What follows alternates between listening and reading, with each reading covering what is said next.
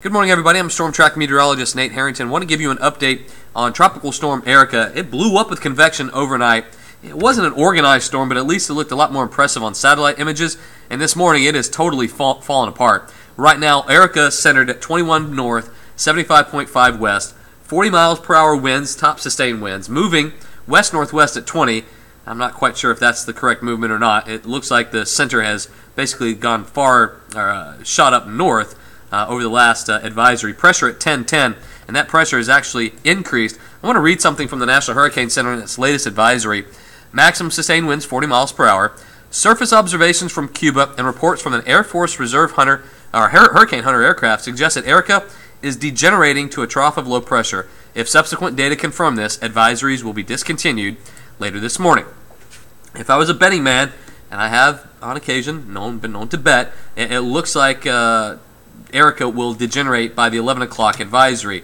Right now, this is the forecast track. Now, this tells me all I need to know. Basically, the forecast track is farther south than where the center of circulation is claimed to be by the National Hurricane Center, as close as they can approximate. This storm is absolutely ragged and really shouldn't even be a tropical storm at this point, but I think they're maintaining it just until the 11 o'clock advisory.